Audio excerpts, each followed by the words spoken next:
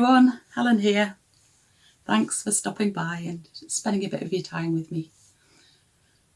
If you haven't met me before, I live in Durham in the northeast of England, and I am a piano teacher part of my time, and the rest of my time I spend making things, mostly. Sometimes in my craft room, sometimes in the kitchen, sometimes outdoors when the weather's good enough to be sitting around outside. Sometimes I sit in the garden, or else I even take a bit of crochet or knitting out with me when I go on my walks. Just find a bench to sit on, and I really love doing that. I haven't done so much in the way of knitting and crochet in the past week. I've actually been having a lovely time using clay for a couple of projects, and one of the projects was an idea I had while I was doing my 100-day project. Yeah, so I cannot help myself coming back to leaves. I enjoyed making all those leaves so much.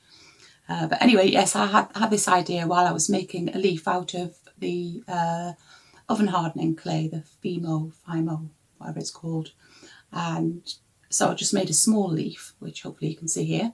But I had the idea that if I made a bigger one, then I could actually make something useful. And I'm going to show you that in a little while. And I've also been using some air drying clay to make something. And this is something that was partly inspired by watching a lovely podcast I've just recently found. Somebody who's completely up my street. It's called Olga Oak, and she is a lady who just loves absolutely everything about the forest and trees and leaves and the seasons. Yeah, she's just really lovely. If you haven't come across her, it's quite a big channel, so you may well have seen her before, but I can recommend you taking a look at that. Anyway, she was talking about the summer solstice and made something that I thought, oh yes, I've got to make this, because it just falls in with my my enthusiasm for leaves at the moment, and also for a collection of plaques that I have in my back garden, which if you've been watching for a while, you'll have already seen those in my garden. But I'll tell you more about that in a bit. The one bit of new crochet that I've done this week was also inspired by watching this podcast, Olga Oak, and it was just something for the summer solstice. I decided to make a mandala in sunny colours and with the sunshine in the middle. This was actually a pattern I bought quite a few weeks ago from a Ukrainian designer. Like lots of people wanting to support people in Ukraine in whichever way they could. It's a very nicely laid out pattern. I'll put details in the description box. But I think she mustn't have been able to have it tested by a native English speaker, so all of the English isn't particularly clear. But if you're already familiar with crochet, it's easy to work out what she means, but I think she needs somebody to just go through it and put some of the English right in it. But anyway, I'm really pleased with that. I think it's really nice, and so I had it out in the garden and had a little kind of summer solstice display, and so that was nice. And so just before I show you my clay projects, I want to show you my book, which I have created from all of my 100-day leaf photos. So I've just had it made. I think I did it on Bonusprint online, and it's just containing all 100 leaves, lovely big photos. I'm going to really, really enjoy showing it to people, and it's just a great keepsake, that is. I'm very, very pleased with the quality of it. So if you're thinking of making a photo book, I can definitely recommend Bonusprint. Not that they're sponsoring me or anything, huh? But yeah, it's a really good book, and I'm very happy with that indeed. So okay then, so I'm just going to show you the two clay projects that I've done. I'm just going to put them end to end actually. I'm not going to talk between them. So the first one is when I'm using the Fimo oven hardening clay to make some things which will become gifts for people who I think will like that kind of thing. It's not suitable for everybody. I'd like a gift like that, but you know, I know one or two people who will also appreciate them. I've put them away now, ready for later in the year when I'm busy giving Christmas presents, sorting out Christmas presents. And yeah, and then I'll just put the other project straight after that, which is using the air drying clay. So here we go. Watch them now.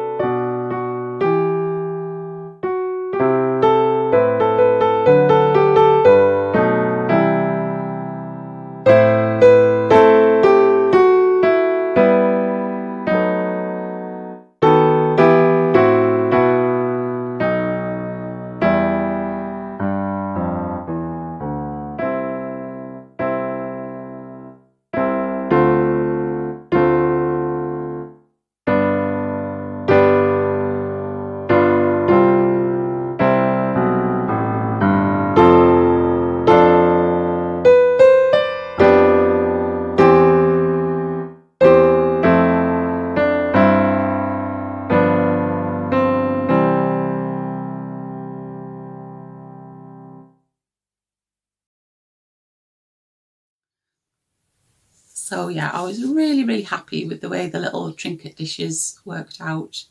And then I'm ever so pleased with my green man. I know he's not perfect, but I do not need to compare him to anything else or to anyone else. That was my effort, and although I could sit here and criticise and say, oh, I shouldn't have done this, shouldn't have done that, I'm not going to do that. I'm going to say I'm really happy. I'm happy that I decided to have a go at it, and I just love the finished result. So yeah, that's really nice. I've no idea whether air drying clay can be left outside even if it has had a coat of varnish on it. Well, I probably won't. I'll keep it probably in the conservatory where it's almost in the garden. So yeah, so I'm just going to finish today with a very short video of me making something which I did show you last year when I had my nieces staying. We made some elderflower cordial, and I thought I would make some again, and I wasn't actually going to make a video of it, and then I was speaking to somebody and they said, oh, I can't remember seeing that one last year. And I thought, well, I can either leave a link to it or I can just do it again, and it's just me making it. So it's just a very short video to show you, and I'll put the recipe or the link to the recipe down in the description box.